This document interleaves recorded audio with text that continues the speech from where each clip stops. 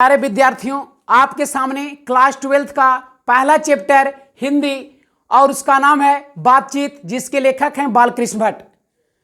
इससे पहले कहते हैं सीढ़ियां उन्हें मुबारक हो जिन्हें छत तक जाना है, अपनी मंजिल तो आसमां है, रास्ता हमें खुद बनाना है। मंजिल मिले या ना मिले ये तो मुकद्दर की बात है, पर हम कोशिश भी ना करें ये तो गलत बात है। आइए शुरुआत करते हैं क्लास 12th का पहला चैप्टर हिंदी का। और पहला क्वेश्चन आपके सामने है, बातचीत शीर्षक निबंध के अनुसार जो कुछ मवाद या धुआं जमा रहता है वह भाप बनकर बाहर निकल पड़ता है, कैसे? तो इसका करेक्ट आंसर हो जाएगा बातचीत के जरिए। नेक्स्ट क्वेश्चन है, जैसा कम वैसा परिणाम किस लेखक द्वारा रचित प्रसहन है? तो जैसा कम वैसा परिणाम जो है वो बालकृष्ण भट्ट की रचना है। जैसा कम वैसा परिणाम बालकृष्ण भट्ट की रचना है। नेक्स्ट क्वेश्चन आपके सामने आ रहा है, बालकृष्ण भट्ट के पिता का नाम क्या था? बालकृष्ण भट्ट के पिता का नाम क्या था? तो इसका करेक्ट आंसर हो जाएगा बेनी प्रसाद भट्ट। नेक्स्ट क्वेश्चन है, दमयंती स्वयंकर किस लेखक की रचना है? तो दमयंती स्वयंकर जो है वो बालकृष्ण भट्ट की रचना है। दमयंती स्वयंकर जो है बालकृष्ण भट्ट की रचना है। नेक्स्ट क्वेश्चन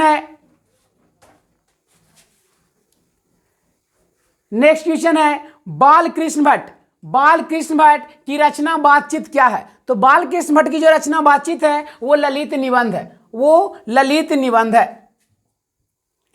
नेक्स्ट क्वेश्चन है, बालकृष्ण भट्ट किस युग के निबंधकार थे? तो बालकृष्ण भट्ट जो थे वो भारतेंदु युग के निबंधकार थे। बालकृष्ण भट्ट किस युग के निबंधकार थे? भारतेंदु युग के निबंधकार थे। मनुष्य की बातचीत का उत्तम तरीका क्या है? तो मनुष्य की बातचीत का सबसे उत्तम तरीका है अवाक होकर अपने से बातचीत करना। नेक्स्ट क्वेश्चन है, संवाद में सबसे महत्वपूर्ण क्या है? संवाद में सबसे महत्वपूर्ण है आत्मीयता। बालकृष्ण भट्ट का जन्म कब हुआ था? तो बालकृष्ण भट्ट का जो जन्म हुआ था वो 23 जून 1844 ईस्वी को हुआ था।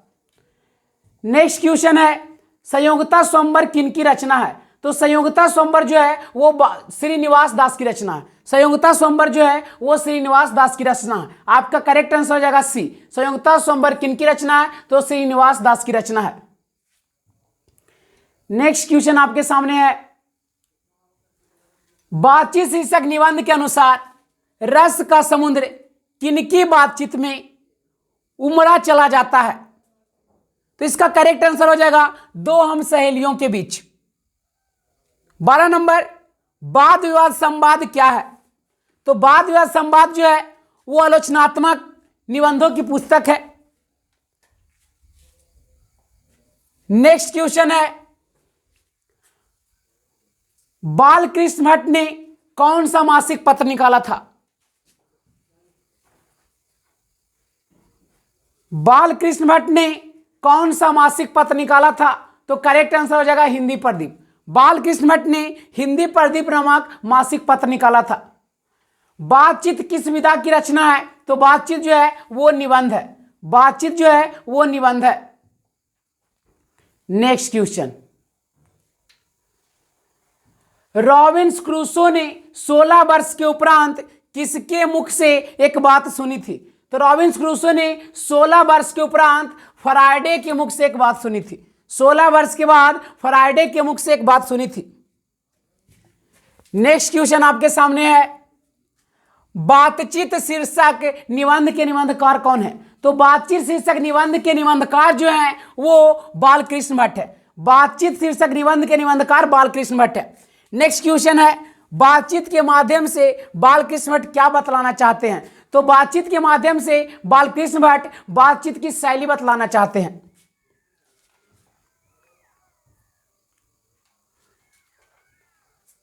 नेक्स्ट क्वेश्चन, भट्ट जी को किसने अंग्रेजी साहित्य के एडिशन और स्टील की श्रेणी में रखा था? तो भट्ट जी को एडिशन और स्टील की श्रेणी में रखने वाले थे हजारी प्रसाद द्विवेदी ने भट्ट जी को अंग्रेजी के एडिशन और स्टील की श्रेणी में रखे थे। नेक्स्ट क्वेश्चन है, बालकृष्ण भट्ट का निवास स्थान कौन सा है? तो बालकृष्ण भट्ट जो रहने वाले थे या निवास थे वो इलाहाबाद उत्तर प्रदेश के थे।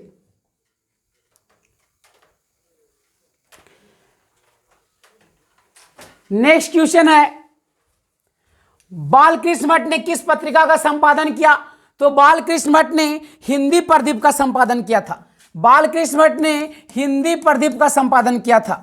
बालकृष्ण भट्ट ने हिंदी प्रदीप नामक पत्रिका का संपादन किया था। नेक्स्ट क्वेश्चन आपके सामने है, बालकृष्ण भट्ट ने हिंदी प्रदीप नामक मासिक पत्र कब निकालना प्रारंभ किया? करेक्ट आंसर हो जाएगा 1877 ईस्वी, 1877 ईस्वी। नेक्स्ट क्वेश्चन है, बालकृष्ण भट्ट के पिता पेशे से क्या थे? तो बालकृष्ण भट्ट के पिता जो थे पेशे से एक व्यापारी थे, पेशे से एक व्यापारी थे।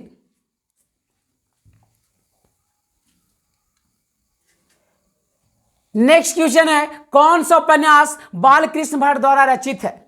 कौन सा उपन्यास बालकृष्ण भट्ट द्वारा रचित है? तो बालकृष्ण भट्ट की जो रचना है इसमें से 100 अजान 1 सुजान जो है वो बालकृष्ण भट्ट की रचना है।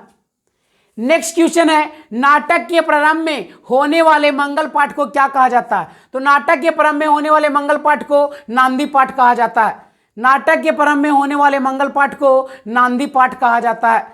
नाटक के प्रारंभ में होने वाले मंगल पाठ को नांदी पाठ कहा जाता है। नेक्स्ट क्वेश्चन है, रॉबिन्सन क्रूसो को कब तक मनुष्य का मुख देखने को नहीं मिला था? तो इसका करेक्ट आंसर हो जाएगा 16 वर्ष तक। रॉबिन्सन क्रूसो को मनुष्य का मुख जो था वो 16 वर्ष तक नहीं देखे थे।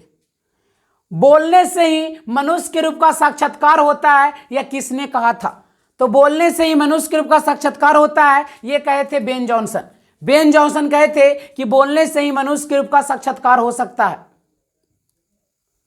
नेक्स्ट क्वेश्चन है, असल बातचीत सिर्फ 2 व्यक्तियों में ही हो सकती है, यह किसका कथन था? तो असल बातचीत सिर्फ 2 व्यक्तियों के बीच हो सकती है, यह एडिसन का कथन था। यह एडिसन का कथन था।